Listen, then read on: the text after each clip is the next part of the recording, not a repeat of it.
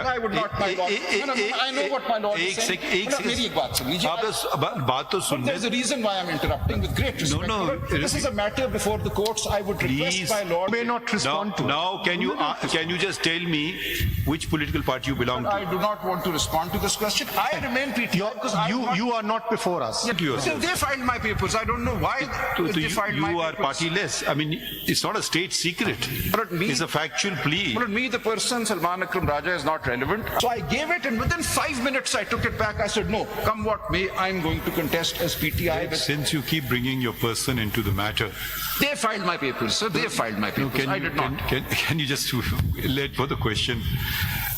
If I ask you today, because there's a statutory declaration which says you belong to Nazira. I would not, my lord. I know what my lord is saying. मेरी एक बात सुन लीजिए. बात तो सुनने. There's a reason why I'm interrupting with great respect. No. This is a matter before the courts. I would request my lord not to make any comment. I'm not making a. Please, it's not a comment, it's a question. My lord. The statute declaration which shows you as Nazarati, there's a certificate which you referred to which shows you as PTI, and now you're saying you are Sunni Ittihad. I'm not. You may not respond to. Now, can you just tell me which political party you belong to? I do not want to respond to this question. I remain PTI because You are not before us. Yes, You're not before us. You are. You keep referring to yourself. They filed my papers. I don't know why they filed my papers. You are partyless. I mean, it's not a state secret. But me, It's a factual plea. But me, the person Salman Akram Raja is not relevant. I will, with great respect, not answer that question at the moment. We are asking you which political party you belong to. You don't want to answer. But as far as Kamal Shazab is concerned, she is PTI and she will join SIC if SIC is allowed seats. I'm very grateful for that. There is often a contest between the word includes and means. We say means this is exhaustive, the definition is exhaustive. Includes means that the definition is not exhaustive. So somehow the Peshawar High Court has taken that distinction to imply that in Article 51(6)(d) and E, and a party that consists exclusively of independents who have joined it is not permitted. Now, there is nothing in the Constitution to say that. Kindly read paragraphs 15 to 17 of the Peshawar High Court judgment.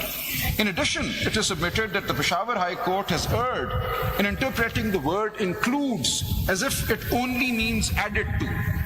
The word includes is a general umbrella term. If I say this class includes boys and girls, it does not mean that there has to be at least one boy for girls to be allowed into that class. This course includes both boys and girls. It's simply saying that when everything has been taken into account, without a single person, boy or girl, yes, anybody can be included. बात तो सुने जी, किसी बच्चे और बच्ची के बगैर class होगा? No, वो ये कह रहे हैं कि आप ज्वाइन कर लेंगे. इसी को ज्वाइन करेंगे? Join किसको करेंगे? A political party exists outside parliament.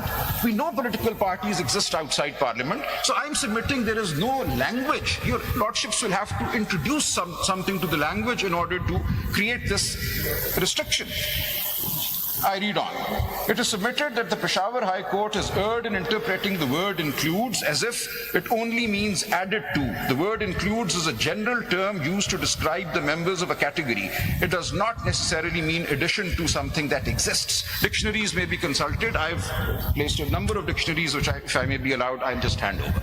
That the word includes never or very rarely means added to. Number 5, the ECP order merely assumes that reserved seats can only be granted to parties that have won at least one seat during polling. I find no real reasoning in the ECP order. The Peshawar High Court at least tries to provide some reasoning, but the ECP assumes that this is the situation. This departs from the reading of Article 51(6) by the ECP in 2019 when BAP was allowed reserved seats even though it had neither contested the election. I'm told it had contested, but it had not won. But it had certainly not filed lists of names for reserved seats. So to that extent I make an amendment here. Peshawar high court में भी आपका PTI ने तो कोई case नहीं लड़ा ना Peshawar high court में, वहाँ भी SIC लड़ रही है. पैराग्राफ 22 जो है पेज 47 पे यही बात जो यहाँ हो रही है वो पेशावर हाई कोर्ट ने भी आपको जवाब दिया है. I'm saying on that PTI basis, backed independent candidates who won this seat who have joined the are SIC not pleading claim before us today. तो वो पेशावर हाई कोर्ट के सामने भी यही बात. ठीक हो गया. I'm not departing from what has been argued. That's a matter of record. But I'm submitting that once the independents or those declared independents have joined, they were entitled to seats, even if there were no lists filed prior to the polling day, and even if that party had not won any seats. This was done in 2019 when BAP was allowed, and the Election Commission was then led by retired Justice Sardar Raza. There was deliberation. We cannot say that this reading of Article 51(6) in 2019 was entirely illusory, something that no rational, sane person could have done. It was a rational interpretation arrived at, and there is no reason today to depart from that interpretation, particularly when in the facts and circumstances that we now face, it will lead to an entirely unrepresentative National Assembly as well as the provincial assemblies of at least KP and Punjab. So the point in referring to the BAP case is simply to say this was a reasonable interpretation, and that reasonable interpretation can be adopted even today. It may not be binding, but it was reasonable. And if something is reasonable, then it is not excluded.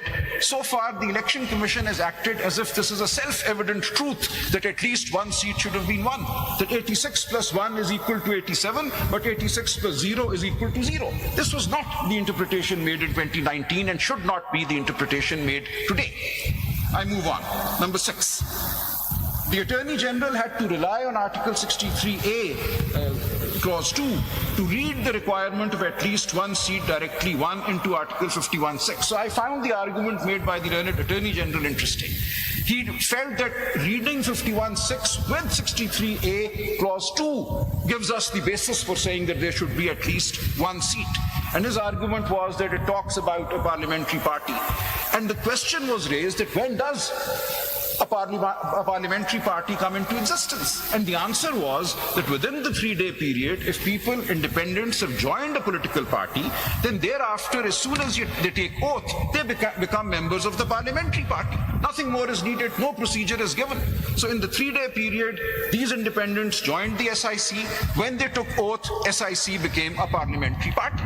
So nothing is inconsistent about, the way things have happened. And the Election Commission therefore accepted the SIC as a parliamentary party. And it accepted it during that 3-day period also as a political party that may be joined. So when declarations were filed under Rule 92, Clause 6, that was read at length a little while ago, they accepted those declarations and said, yes, this is a political party that you can join within that 3-day period. So that entire reading of the Constitution, of the rules of the Election Act, cannot now be declared a mistake or an arbiter only to oust us. So this reliance or reference to Article 63A is entirely irrelevant. A parliamentary party came into existence when those who had joined within 3 days took oath and became members of the National Assembly. They became a parliamentary party. Number 7. The reading of Section 104 of the Election Act 2017 is dependent on the reading of Article 51(6).